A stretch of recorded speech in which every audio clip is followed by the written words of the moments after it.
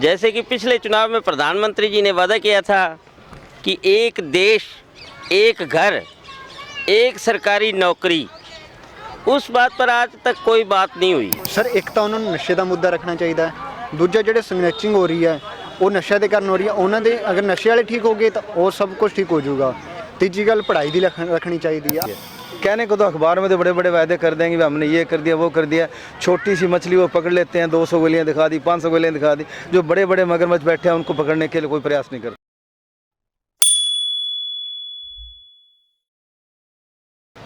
नमस्कार दोस्तों, आप देख रहे हैं तेरा चैनल। मैं हूं आपके साथ जसवंत सिंह। जैसा कि आपको पता है कि लोकसभा चुनाव आने वाले हैं और इन चुनावी मुद्दों को लेकर जानते हैं जनता की राय। सत श्री अकाल सर। सत श्री अकाल जी। सर जैसा कि आपको पता है कि ये चुनाव अभी आने वाले हैं और अलग अलग पार्टियों से प्रत्याशियों ने नामांकन भर दिया है, तो पिछले काफ़ी टाइम से जैसे जनता की आवाज़ है कि गंगानगर के जो मुद्दे हैं उनको लोकसभा में उठाया नहीं जाता। आपकी क्या राय है? ये तो बिल्कुल सही है कि गंगानगर का कोई भी मुद्दा उधर संसद में या विधानसभा में या प्रधानमंत्री के पास नहीं उठाया जाता। जैसे कि पिछले चुनाव में प्रधानमंत्री जी ने वादा किया था कि एक देश एक घर एक सरकारी नौकरी, उस बात पर आज तक कोई बात नहीं हुई। सर हाँ, अगर इसी बात पे चर्चा करें तो उन्होंने कहा था कि हर साल 2 करोड़ रोजगार देंगे, लेकिन वो आंकड़े के आसपास भी नहीं पहुंचे। आंकड़े क्या, उन्होंने तो 1% भी नहीं दिया 2 करोड़ की बजाय। अब जब चुनाव आ रहा है तो वो उन लोगों को ही नौकरी देंगे जो उनके नज़दीकी हैं। आम आदमी को कोई भी नौकरी नहीं मिल रही। तो सर आपको लगता है कि हमारे देश में जो आम आदमी है उसकी ज़िंदगी सही नहीं है, उनको जो सुविधाएं मिलनी चाहिए वो नहीं मिल पा रही? हाँ जी, ये बिल्कुल सही है कि जो नौकरी, जो युवा को रोज़गार मिलना चाहिए या उनको सुविधाएं मिलनी चाहिए तो उनको नहीं मिल रही। इसी कारण से हमारे देश के नौजवान जो हैं अपना देश हिंदुस्तान सोने की चिड़िया को छोड़कर दूसरे देशों की गुलामी करने जा रहे हैं। आज यही मुद्दा है कि नौजवान को रोज़गार नहीं मिलता और आज पैसा हर किसी को ज़रूरत है। तो सर आपको लगता है कि नौजवान जैसे पढ़कर अगर उनको कोई जॉब वगैरह बढ़िया नहीं मिलती तो वो गलत दिशा में अपने कदम ले जाते हैं? वो भी ले जाते हैं, ज़रूर ले जाते हैं, लेकिन 100% नौजवान गलत दिशा में नहीं जाते। नशे भी जैसे पंजाब की तरफ चले हुए हैं, अभी राजस्थान में तो कुछ ठीक है, लेकिन पंजाब में तो नशा भी बहुत है। वो उसका यही कारण है बेरोजगारी। सर आपको क्या लगता है कि जो भी पीछे सरकारें थी या मौजूदा सरकार है वो नशे को रोक क्यों नहीं पा रही?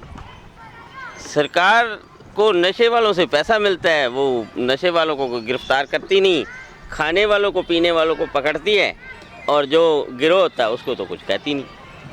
तो सर जैसे अपने गंगानगर में काफ़ी मुद्दे हैं तो उन पे आज तक जितने भी यहाँ से कैंडिडेट जाते हैं कोई भी आवाज़ नहीं उठाता, क्या कारण रहता है? क्योंकि उनको सिर्फ जब कैंडिडेट यहाँ खड़ा होता है ना तब तो वो जनता के पास जाता है, मैं ये कर दूंगा, मैं वो कर दूंगा, मैं सारी समस्याओं का हल करूंगा, लेकिन बनने के बाद आज तक कोई भी कैंडिडेट, किसी पार्टी का कैंडिडेट भी कॉलोनियों में या शहर में कभी सभा नहीं करता।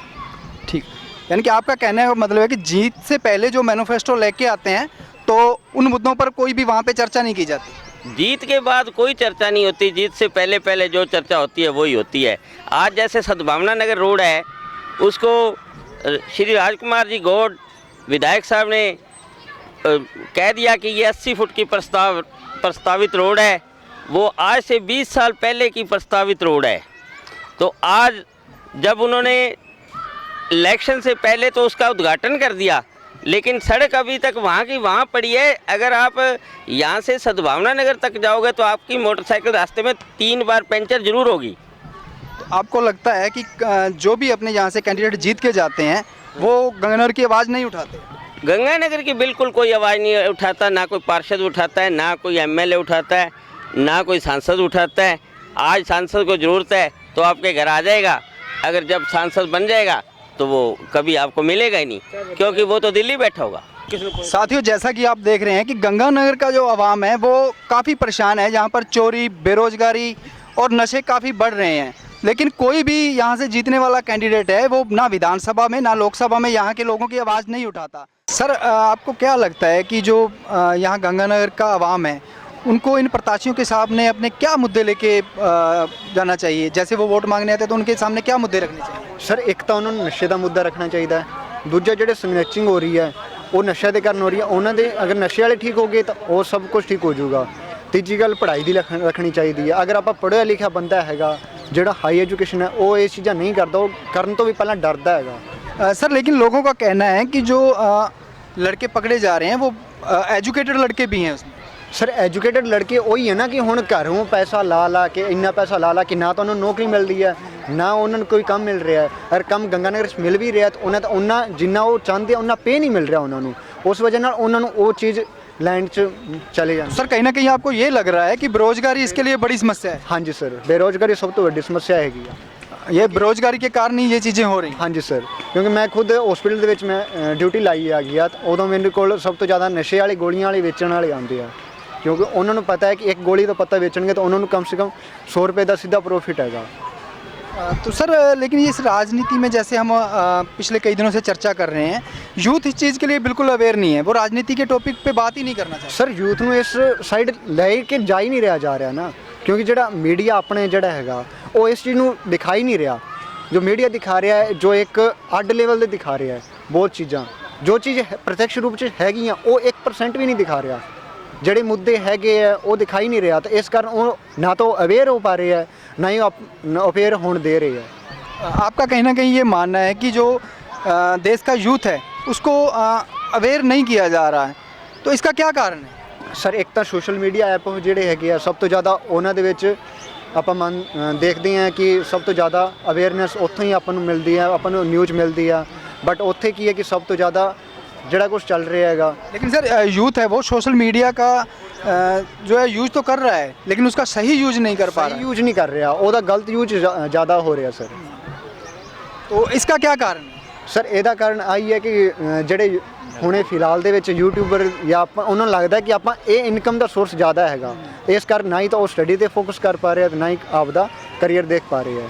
तो आपको लगता है ये फ्री इंटरनेट कहीं ना कहीं एजुकेशन के लेवल को कम कर रहा है? ਸਰ ਬਹੁਤ ਜ਼ਿਆਦਾ ਇਫੈਕਟ ਕਰ ਰਿਹਾ, ਹੱਦ ਤੋਂ ਜ਼ਿਆਦਾ ਇਫੈਕਟ ਕਰ ਰਿਹਾ, ਕਿਉਂਕਿ ਪਹਿਲਾਂ ਜਿਹੜੇ ਕੋਚਿੰਗ ਸੈਂਟਰ ਜਾਂਦੇ ਸੀਗੇ ਇੱਕ ਲਾਈਵ ਟੂ ਲਾਈਵ ਦੇਖਦੇ ਸੀ ਕੋਚਿੰਗ ਕਲਾਸਾਂ ਦੇ ਵਿੱਚ, ਉਹ ਇੱਕ ਅੱਡ ਚੀਜ਼ਾਂ ਹੁਣ ਅੱਜ ਕੱਲ੍ਹ ਸਾਰੇ ਹੀ ਜਿਹੜੇ ਹੈਗੇ ਫੋਨ ਤੇ ਆਨਲਾਈਨ ਸਟੱਡੀ ਕਰ ਰਹੇ ਹੈ।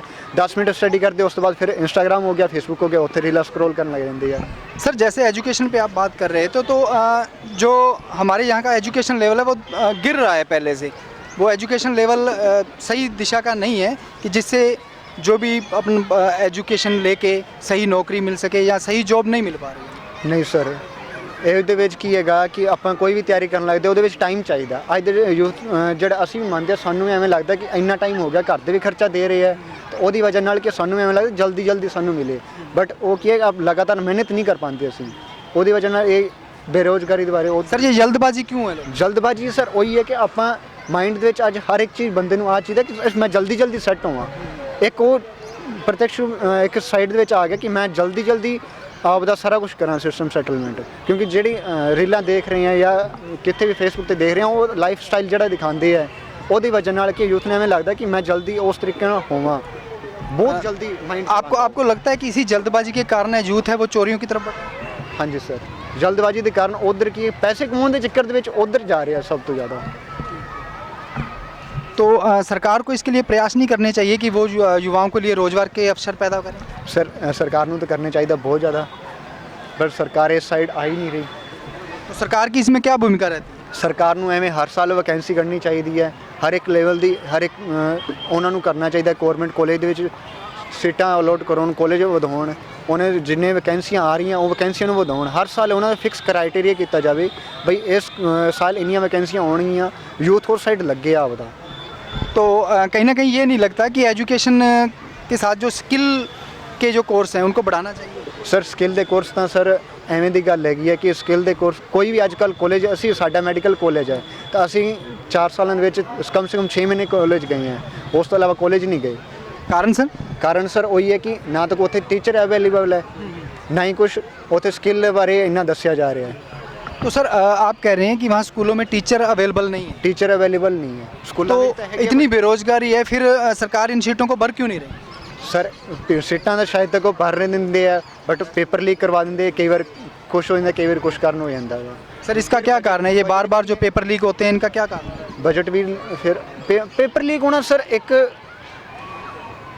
ਆਪਾਂ ਹੁਣ ਬੋਲ ਸਕਦੇ ਹਾਂ ਪੇਪਰ ਲੀਕ ਹੁਣ ਉਹਨਾਂ ਦੇ ਹੱਥ 'ਚ ਕਮ ਸੇ ਕਮ ਉਹਨਾਂ ਨੂੰ ਇੰਨਾ ਸੋਚਣਾ ਚਾਹੀਦਾ ਕਿ ਪੇਪਰ ਕਰਵਾ ਰਹੇ ਹਾਂ ਅਸੀਂ ਤਾਂ ਉਹਨਾਂ ਨੂੰ ਇੱਕ ਹਾਈ ਸਿਕਿਉਰਿਟੀ ਰੱਖਣੀ ਚਾਹੀਦੀ ਆ। ਹਾਈ ਜਿਹੜਾ ਪੇਪਰ ਲੀਕ ਕਰਵਾ ਰਿਹਾ ਉਹਨਾਂ ਬਾਰੇ ਸਖਤ ਤੋਂ ਸਖਤ ਕਾਨੂੰਨ ਬਣਾਉਣੇ ਚਾਹੀਦੇ, ਲੇਕਿਨ ਉਹ ਕੋਈ ਵੀ ਹੈ ਨਹੀਂਗਾ। ਅਗਰ ਕੋਈ ਵੀ ਇੱਥੇ ਹੋ ਜਾਂਦਾ ਹੈ ਇਹੋ ਜਿਹਾ ਕੋਈ ਪੇਪਰ ਲੀਕ ਹੋ ਜਾਂਦਾ ਉਹ ਸ਼ਰੇਆਮ ਘੁੰਮਦਾ ਹੈਗਾ, ਉਹਨੂੰ ਐਵੇਂ ਨਹੀਂ ਕਿ ਚੱਲ ਅਸੀਂ ਜਾ ਕੇ ਉਹਨੂੰ ਸਖਤ ਕਰੀਏ, ਸਖਤ ਕਾਨੂੰਨ ਕਰੀਏ, ਤਾਂ ਅੱਗੇ ਵੀ ਜਿਹੜਾ ਪੇਪਰ ਲੀਕ ਕਰੇ ਉਹਨੂੰ ਵੀ ਤਾਂ ਆਪ ਨੂੰ ਥੋੜਾ ਡਰ ਲੱਗੇ। ਇਹੋ ਜਿਹਾ ਕੋਈ ਸਿਸਟਮ ਹੀ ਨਹੀਂਗਾ। यानी कि कहीं ना कहीं सिस्टम में बहुत बड़ी कमी है जो इन चीज़ों को कंट्रोल नहीं किया जाता। नहीं सर। तो आपको क्या लगता है कि हमारा एजुकेशन लेवल कैसा होना चाहिए कि युवाओं को जो रोज़गार जल्दी मिल सके? ਸਰ ਯੁਵਾਵਾਂ ਨੂੰ ਰੋਜ਼ਗਾਰ ਵਧੀਆ ਤਰੀਕੇ ਨਾਲ ਮਿਲਣਾ ਚਾਹੀਦਾ, ਕਿਉਂਕਿ ਇੱਕ ਸਕਿੱਲ ਵੀ ਪੜ੍ਹਾਈ ਦੇ ਨਾਲ ਸਕਿੱਲ ਵੀ ਕਰਾਉਣੀ ਚਾਹੀਦੀ ਆ, बट वो चीज़ है नहीं गी। सर कहीं ना कहीं जैसे एजुकेशन लेवल कमज़ोर हो रहा है, उसके बावजूद भी जो एजुकेशन का बजट है उसको और कम कर दिया गया है। सर एजुकेशन का बजट भी कम करता, नाले GST होर ला रखी है उन्होंने जिथे 28। हाँ सर, इसी बात पे मैं चर्चा करता हूँ कि जो स्टेशनरी का सामान है उस पर GST बढ़ा दी गई है। हाँ जी सर। तो सरकार को कहीं ना कहीं ऐसी सरकारें नहीं चाहिए कि जो एजुकेशन को बिल्कुल फ्री कर दें। सर एजुकेशन फ्री किया जाए, ਐਵੇਂ ਬੋਲ ਰਹੇ ਕਿ ਐਜੂਕੇਸ਼ਨ ਫ੍ਰੀ ਹੈ ਬਟ ਫ੍ਰੀ ਨਹੀਂ ਗਾ ਨਾ। ਉਸ ਤਰੀਕੇ ਤੇ ਦੇਖੀਏ ਪਹਿਲਾਂ ਜਿਹੜੇ ਆਪਾਂ ਨੂੰ ਪੈਨ ਮਿਲਦੇ ਸੀਗੇ 2.5 ਰੁਪਏ 'ਚ ਪੈਨ ਮਿਲ ਜਾਂਦੇ ਸੀ, ਹੁਣ ਉਹੀ ਪੈਨ ਖਰੀਦਣ ਵਾਸਤੇ 5 ਰੁਪਏ ਲੈਣੇ ਪੈਂਦੇ ਆ। ਅਗਰ ਇੱਕ ਦਿਨ ਦੇ ਵਿੱਚ 2 ਪੈਨ ਵੀ ਖਤਮ ਹੁੰਦੇ ਤਾਂ ਕਮ ਸੇ ਕਮ 5-10 ਰੁਪਏ ਖਰਚਾ ਸਾਡਾ ਵੱਧ ਗਿਆ। ठीक है, कहीं ना कहीं ਇਹ ਮੁੱਦਾ ਆ ਰਿਹਾ ਕਿ ਹਾਂ ਬਈ ਸਾਡਾ ਜਿਹੜਾ ਖਰਚਾ ਪਹਿਲਾਂ ਅੱਧਾ ਸੀਗਾ ਉਹ ਕਮ ਸੇ ਕਮ 30 ਤੋਂ 40% ज़्यादा हो गया। आपको लगता है कि सरकार ने जो एजुकेशन लेवल बजट है जो कम किया है वो एक गलत फैसला है? हाँ जी सर, ਕਿਉਂਕਿ ਪਹਿਲਾਂ ਜਿਹੜੇ ਗਵਰਨਮੈਂਟ ਦੇ ਵਿੱਚ ਕਾਲਜ ਅਲੋਟ ਹੁੰਦੇ ਸੀ, ਸੀਟਾਂ ਅਲੋਟ ਹੁੰਦੀਆਂ ਸੀਗੀਆਂ, ਉਹ ਵਧੀਆ ਤਰੀਕੇ ਨਾਲ ਹੁੰਦੇ ਸੀਗੇ, ਵਧੀਆ ਤਰੀਕੇ ਨਾਲ ਹੁੰਦਾ ਸੀਗਾ। ਬਟ ਹੁਣ ਕੀ ਹੈ ਕਿ ਹਰ ਇੱਕ ਚੀਜ਼ ਪਾਸੇ ਪ੍ਰਾਈਵੇਟ ਸੈਕਟਰ ਜ਼ਿਆਦਾ ਕਰ ਰਹੇ ਆ। ਉਹਨਾਂ ਨੂੰ ਪ੍ਰਾਈਵੇਟ ਸੈਕਟਰ ਦੇ ਬਜਾਏ ਗਵਰਨਮੈਂਟ ਤੇ ਆਪ ਦਾ ਜ਼ਿਆਦਾ ਧਿਆਨ ਦੇਣਾ ਚਾਹੀਦਾ। ਅਗਰ ਸਕੋਲਰਸ਼ਿਪ ਦੇ ਰਹੇ ਆ ਵਧੀਆ ਗੱਲ, ਸਕੋਲਰਸ਼ਿਪ ਦਿਓ, ਲੇਕਿਨ ਉਹਦੇ ਨਾਲ ਉਹਨਾਂ ਨੂੰ ਗਵਰਨਮੈਂਟ ਦੇ ਜਿਹੜੇ ਕਾਲਜ ਹੈਗੇ ਆ ਉਹਨਾਂ ਦੇ ਵਿੱਚ ਸੁਧਾਰ ਕਰਨਾ ਚਾਹੀਦਾ, ਉਹਨਾਂ ਦੇ ਵਿੱਚ ਮੋਟੀਵੇਟ ਕਰਨਾ ਚਾਹੀਦਾ ਸਟੂਡੈਂਟ। सर आपको क्या लगता है जो ये प्राइवेटाइजेशन बढ़ रहा है इसका कारण क्या है? ਕਿਤੇ ਨਾ ਕਿਤੇ ਐਵੇਂ ਲੱਗਦਾ ਹੈ कि ਆਪਾਂ ਪ੍ਰਾਈਵੇਟ ਸੈਕਟਰ ਨੂੰ ਜ਼ਿਆਦਾ बढ़ावा ਦਿੱਤਾ ਜਾ ਰਿਹਾ ਹੈ। यानी कि आपको लगता है कि सरकार है वो प्राइवेट सेक्टर को ज़्यादा बढ़ावा दे रही है और सरकारी तंत्र को फेल किया जा रहा है? हाँ जी सर, ਕਿਉਂਕਿ ਇਹ ਚੀਜ਼ਾਂ ਕੀ ਹੈ ਕਿ ਕਈ ਵਾਰ ਕੀ ਹੁੰਦਾ ਹੈ ਕਿ ਆਪਾਂ ਪ੍ਰਾਈਵੇਟ ਸੈਕਟਰ ਦੇ ਵਿੱਚ ਐਡਮਿਸ਼ਨ ਲੈ ਲੈਂਦੇ, ਸੀਟਾਂ ਆਪਾਂ ਨੂੰ ਨਹੀਂ ਮਿਲਦੀਆਂ, ਉੱਥੇ ਡੋਨੇਸ਼ਨ ਬੇਸ ਤੇ ਆਪਾਂ ਨੂੰ ਸੀਟਾਂ ਮਿਲ ਜਾਂਦੀਆਂ ਪ੍ਰਾਈਵੇਟ ਤੇ। ਬਟ ਗਵਰਨਮੈਂਟ ਵਿੱਚ ਜਾਵਾਂਗੇ ਉੱਥੇ ਵਧੀਆ ਫੈਸਿਲਿਟੀ ਹੁੰਦੀ ਆ, ਵਧੀਆ ਸਾਰਾ ਕੁਝ ਹੁੰਦਾ, ਟੀਚਰ ਵੀ ਉੱਥੇ ਵਧੀਆ ਕੁਆਲੀਫਾਈਡ ਹੁੰਦੇ ਆ, ਵੈਲ ਹਜ਼ਾਰਾਂ ਵਿੱਚੋਂ ਟੀਚਰ ਚੁਣ ਕੇ ਆ ਜਾਂਦੇ ਆ। ਉਹਨਾਂ ਦਾ ਫਿਰ ਉਹਨਾਂ ਦੇ ਕੋਲ ਪੜ੍ਹਨਾ ਇੱਕ ਉੱਥੇ ਪ੍ਰਾਈਵੇਟ ਵਿੱਚ ਕੀ ਹੈ ਟੀਚਰ 10,000 ਦੀ ਸੈਲਰੀ ਵਿੱਚ ਰੱਖੇ, ਮੈਂ ਉਹਨਾਂ ਦੀ ਕਦਰ ਕਰਦਾ, ਐਵੇਂ ਦੀ ਗੱਲ ਨਹੀਂ ਹੈ।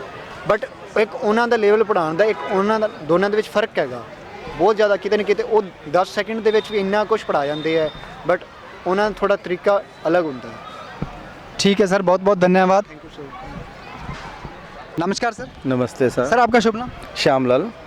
श्यामलाल जी, जैसे आपको पता है कि अभी लोकसभा चुनाव होने वाले हैं, तो गंगानगर से भी काफ़ी प्रत्याशियों ने नामांकन भरा है, तो आपको क्या लगता है शहर के क्या मुद्दे हैं जिनको उठाना चाहिए? देखो ये एक ही मुद्दा हमारे शहर का, तो जो नशा है ना वो कोई भी सरकार अभी तक नहीं हटा सकी है।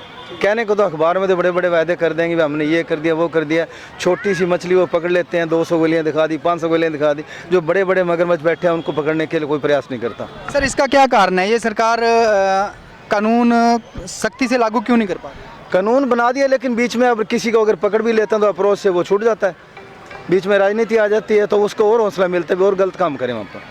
तो सर इसके लिए लोगों को क्या करना चाहिए कि इस चीज़ को रोका जा सके? लोगों के लिए मैं तो कहता हूँ वोट देने से पहले एक ही शर्त रख लीजिए भी, अगर हमारे शहर में हमारे स्टेट में अगर नशा आप ख़त्म कर सकते हो तो इस शर्त में हम वोट देंगे आपको। लेकिन सर जो भी पार्टी अपना मैनिफेस्टो लेके आती है उसमें ये वादे करते हैं वो कि हम ये चीज़ करेंगे, लेकिन बाद में वो पूरा नहीं करते। लेकिन देखिए वादे तो कई दफ़ा उनकी मजबूरी भी हो जाती है, कई दफ़ा पूरे नहीं होते, कागजों में दिखा दी जाते हैं, स्टेट से अपनी रिपोर्ट भेज देती है हमने इतने अपराधी पकड़ लिए, नशा ख़त्म हो गया, एक्चुअली वास्तव में वो नशा कागजों में ख़त्म होता है, ठीक है सर, हकीकत में नहीं होता।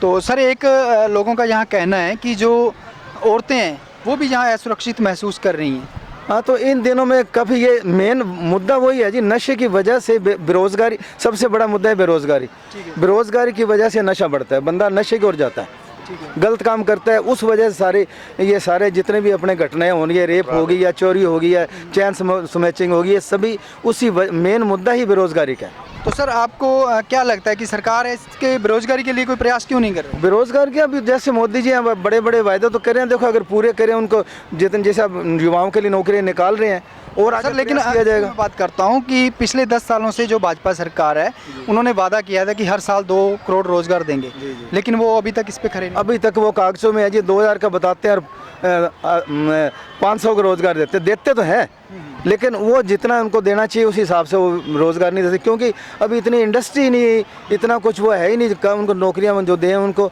धीरे धीरे, अब जैसे इंडस्ट्री यूपी में है जैसे या पंजाब में है, या और कई जगह इंडस्ट्री को बहुत बढ़ा रहे हैं, पर्यटन को बढ़ावा दे रहे हैं। नेचुरली पर्यटन को बढ़ावा देंगे तो सारे उसी तरह की इंडस्ट्री बनेगी धीरे धीरे। अब देखो और 2000 अगर चुनाव जीतते हैं तो नेचुरली नौकरियाँ का और बढ़ावा मिलेगा, इंडस्ट्री बढ़ेगी तो नेचुरली नौकरियाँ मिलेंगी सबको, वो प्रयास जारी है उनका। लेकिन सर जो एजुकेशन है वो हर एक के लिए ज़रूरी है, फिर भी उसका जो बजट है उसको कम किया गया है, तो आपको लगता नहीं है कहीं ना कहीं ये चीज़ और बेरोजगारी पैदा करेगी? बेरोजगारी तो अगर शिक्षित नहीं है तो बेरोजगारी होगी। मेन मुद्दा ये भी है, मतलब मेन जब तक अपने को सर्विस नहीं मिलेगी, बेरोजगार बंदा रहेगा तो गलत काम करेगा, और नौकरियाँ मिलती हैं तो वो अपने बच्चों को पढ़ाएंगे भी, नेचुरली शिक्षित होंगे। वो मेन है मुद्दा है। अभी जब तक नौकरियाँ जितनी वायदा करता नहीं देते तब तक ये बेरोजगारी रहेगी और इसी तरह से काम चलेगा ये। तो सर जैसे जो एजुकेशन पे अपन बात कर रहे हैं, जो प्राइवेट स्कूलों में जो है वो आम आदमी अफोर्ड नहीं कर पा रहा, और सरकारी स्कूलों में अच्छी पढ़ाई नहीं हो रही, तो इस पर आप क्या कहते हैं? प्राइवेट तो है जी, जैसे अब दिल्ली सरकार ने चलाया, सभी प्राइवेट स्कूलों में इतनी इन्होंने सरकारी स्कूलों में इतनी सहूलतें दे दी कि लोग प्राइवेट स्कूल की तरफ जाना ही नहीं पसंद नहीं करते। उसी मॉडल पे अगर धीरे धीरे अगर मोदी जी चाहें तो पूरे इंडिया के अंदर मतलब सरकारी स्कूलों में इतनी सुविधाएं जब भाई जितनी दें ताकि बंदा उस प्राइवेट स्कूल की तरफ जा ही ना सके, वो उसके लिए धीरे धीरे अब प्रयास चल रहे हैं। सर प्रयास नहीं, लोगों का ये कहना है कि जो अभी है 51,000 सरकारी स्कूल बंद कर दिए गए हैं, तो कहीं ना कहीं आपको लगता नहीं था कि ये बंद करने की बजाय इनकी गिनती बढ़ानी चाहिए? सरकारी स्कूलों को तो बढ़ाना चाहिए, तो लेकिन सरकार इसकी कम क्यों कर रही है? सरकार का तो पता नहीं क्या इनका एजेंडा है, क्या ये कुछ चाहते हैं भी। वैसे तो प्राइवेट स्कूलों को इतनी अब ये तवज्जो नहीं दे रहे अभी सरकारी स्कूलों में, दोबारा फिर ये चल रहा है। अभी अब बार बार मोदी की ये स्टेटमेंट आती है मोदी जी की भी हम सरकारी स्कूलों में बढ़ाएंगे, जो बढ़िया प्राइवेट स्कूल से भी अच्छा करेंगे, लेकिन जब करेंगे वास्तव में। सर आपको लगता नहीं है ये सिर्फ चुनावी वादे हैं? वायदे तो नेचुरली चुनावी होते हैं, लेकिन फिर भी कुछ ये जो अब मोदी जी आ रहे हैं कुछ बताते हैं तो करते भी हैं। मतलब सर जैसे अपने यहाँ से जो भी प्रत्याशी हैं तो लोगों को उनके सामने अपने कौन से मुद्दे रखने चाहिए? मेन मुद्दा तो ये शिक्षा का है जी, मेन बेरोजगारी का है और नेचुरली नशा है, और नशे की वजह से सारी ये जो अपराध होते हैं, वैश्यावृत्ति है, चैन स्नैचिंग है या चोरियां हैं, चकारियां, अपराध, मेन मुद्दा है बेरोजगारी। अगर बच्चे सब नौकरी लग जाएंगे तो ये बेरोजगारी रहेगी नहीं किसी तरह से भी। तो सर कहीं ना कहीं जैसे जो स्वास्थ्य का है वो भी बहुत ही बड़ी समस्या है। जो सरकारी हॉस्पिटल हैं उनमें डॉक्टर्स नहीं हैं, और जैसे कोई बंदा जाता भी है तो प्रॉपर वो इलाज नहीं पाता वो सरकारी हॉस्पिटल में, इसका क्या? सरकारी अस्पतालों में तो जी अभी तक ये एक ट्रेंड चला पड़ा है कि जो भी डॉक्टर है वो चाहता भी प्राइवेट मेरा क्लिनिक हो, मेरा बंदा वहीं आए सरकारी स्कूल। इसी वजह से सरकारी हॉस्पिटल के अंदर वो पूरी सुविधा नहीं दे पाता। हालांकि अब बार में उनकी खिंचाई भी होती है डॉक्टरों की भी, प्राइवेट क्लिनिकों पर छापे भी पड़ते हैं, उनको अरेस्ट भी करते हैं मतलब, या उनके लाइसेंस कैंसिल करते हैं ताकि वो उनका ध्यान उधर सरकारी हॉस्पिटल की तरफ ही रहे। लेकिन धीरे धीरे जैसे सुविधाएं भी आ रही हैं, अब जैसे अपने गंगानगर में ये जो MRI की सुविधा भी शुरू हुई है हॉस्पिटल में, देखो उनको धीरे धीरे प्रयास तो जारी हैं अभी सरकारी सुविधा सारी पूरी मिले। मतलब सर अपने देश आज़ाद हुए को बहुत टाइम हो गया, लेकिन जो देश इससे बाद में आज़ाद हुए थे वो अच्छी ग्रोथ कर गए हैं, लेकिन हमारा देश आज भी वहीं काफ़ी पीछे खड़ा है, इसका क्या? यहाँ तो हमारे तो वही है जी, चुनावी वायदे हैं सारे, पैसे खूब लग जाने, पहले तो अपना पेट भरना है उन्होंने, उसके बाद में जनता को संभालेंगे। जब तक जनता को संभालते जब तक वो 5 साल पूरे हो जाते हैं। सर एक यहाँ की बहुत बड़ी समस्या है महंगाई की। महंगाई आम आदमी से लेके जो निचले स्तर के भी लोग हैं उनकी भी कमर तोड़ रही है, इस पर आप? महंगाई तो ये अब ये इनका जो इतने टैक्स लगा देते हैं ये व्यापारियों पे और उनके ऊपर, ताकि वो 1 रुपये का सामान अगर चलता है कहीं से खेत से चलता हो तो चलते बाजार में 10 रुपये का हो जाता है इन टैक्सेज की वजह से। फॉर में देखिए ना आप टैक्स कितने जीरो हैं, वन टैक्स यहाँ अपने जितनी कमाई ज़्यादा करेंगे वो ज़्यादा टैक्स लगता जाएगा, तो उस वजह से महंगाई बढ़ जाती है। मतलब इतना टैक्स लेने के बावजूद भी सरकार क्यों नहीं कंट्रोल कर पा रही है? बस सरकार तो अपना वो है जी, अपने वो मेन जो है जो उनका बढ़ा दें उन्होंने, बाकी चुनावी वायदे हैं, हम आपको ये देंगे, फ्री में सिलेंडर दे देंगे जी, आपको भी पता हम है। आपको वो दे देंगे जी, देना दबाना कुछ होता नहीं है इन्होंने। तो सर आपका कहीं ना कहीं ये मानना है कि जो वादे किए जाते हैं वो सिर्फ चुनावी वादे रहते बिल्कुल हैं, चुनावी असल में वादे उनको नहीं लाया जाता। असल में तो अगर लागू हो जाए तो मैं अपने भारत फिर सोने की चिड़िया बन जाए, बेरोजगार बंदा कोई रहे ही नहीं। सर एक चीज़ हमने देखी है, हम पिछले काफ़ी दिनों से चर्चा कर रहे हैं, लेकिन जो यहाँ का यूथ है वो इन मुद्दों पे भी चर्चा करने के लिए राजी नहीं है और राजनीति से दूर भाग रहा है। वो बोला कि राजनीति में मेरे को इंटरेस्ट नहीं है, इसका क्या कारण है? राजनीति में तो वही बात है जी, राजनीति जाना है, जो मेन बंदे हैं वो तो फलते फूलते जाएंगे, बाकी जो अपन जैसों को तो वो उनको तो मतलब उन्हें बढ़ावा देना ही नहीं है ना। उन्होंने तो मेन जो बंदा जमा बैठा है वो सोचता भी मेरा ये यहाँ से दुकानदारी बंद नहीं हो जाए, और नया बंदा तो आएगा बेचारा, उसको बिठा देंगे साइड में। लोगों का कहीं ना कहीं ये भी कहना है कि पार्टी चाहे कोई भी हो लेकिन टिकट सिर्फ पैसे के दम पे ही मिलती है। टिकट तो पैसा जितना, वही बात आ गई ना, जैसे मैं ये एक कमर्शियल काम हो गया। टिकट के जितने पैसे देंगे वो अपने पहले तो अपना पेट भरेगा वो, उसके बाद में जो बचेगा वो जनता के लिए आएगा। इससे आपको लगता नहीं है कि कहीं ना कहीं इससे करप्शन बढ़ रहा है? करप्शन तो खूब बढ़ता है जी, इसमें पारदर्शिता होनी चाहिए, बिना पैसे के टिकटें मिलनी चाहिए, तो ही बंदा जो जीतेगा वो सेवा कर सकेगा वो। सर अभी जैसे एक काफ़ी बड़ा मुद्दा देश में अपने चला है इलेक्ट्रल बॉन्ड का, तो उसमें ऐसी कंपनियों ने बॉन्ड खरीदे हैं, दवा कंपनियों का मैंने जैसे सुना था, जिनके दवाइयों के सैंपल फेल हुए हैं, उन कंपनियों ने भी पार्टियों को चंदा दिया है। इस पर आप क्या कह रहे हैं? चंदा देने की वजह वही है जी, उनके सैंपल फेल नहीं हो, जिनके तो आपको लगता नहीं है कि कहीं ना कहीं ये लोग, आपको लगता नहीं कहीं ना कहीं ये लोगों के स्वास्थ्य के साथ खिलवाड़ हो रहा है? पूरा खिलवाड़ है जी। ये हर पार्टी जो चंदा लेती है, मैं कोई मतलब वो नहीं कर रहा, चंदा लेती है तो नेचुरली उसको उनको जो जिस व्यापारी से चंदा लिया गया, जिस कंपनी चंदा लिया गया, उनको कुछ ना कुछ तो बेनिफिट मिलेगा ना उस चंदा देने का, तो उसी में उनका वो गलत काम करते हैं वो। पब्लिक से लेना देना कुछ नहीं है ना जी, उनको पब्लिक को चाहे कुछ भी हो जाए। तो आपका ये मानना है कि सरकार चाहे किसी की भी हो, पब्लिक से उनको कोई लेना देनी है, उनके स्वास्थ्य से उनको कोई लेना देना नहीं, शिक्षा से कोई लेना देना नहीं, वो सिर्फ अपना पेट पालते हैं? नहीं, स्वास्थ्य से लेना होता है कागजों में, जैसे अब दिखा दिया ना, जैसे अब यहाँ से जो हकीकत में दे दिया हमने, ये कर दिया, हमारे एक शहर का जो 100% चीज होनी चाहिए ना, उसका 10% हो रहा है। दिखा दिया कागजों में हमने, ये उनको सिलेंडर बांट दिया हमने, शिक्षा के लिए ये कर दिया वो कर दिया, लेकिन वास्तव में उतना वो बजट जो हमारा सरकार से पहुंचा तो वो वहाँ पहुँचता नहीं है, अंतिम छोर तक वो बजट रास्ते में ही लैप्स हो जाता है। कहीं ना कहीं आपका ये मानना है कि जो करप्शन की वजह से लोगों को जो सुविधाएं मिलनी चाहिए वो लोगों तक नहीं वो पहुंच, लोगों तक नहीं पहुंच सकती थी सुविधाएं, क्योंकि वो बजट ही रास्ते में इतना उसका मतलब बंटवारा होता जाता है कि जनता तक पहुंचते पहुंचते वो 1 रुपये वाला जो सामान है, जो बजट है, वो 25 पैसे मात्र डिवाइड होता है, मतलब जनता को उसका फ़ायदा पहुंचता है। ठीक है सर, बहुत बहुत धन्यवाद, बहुत अच्छा लगा आपसे बात करके।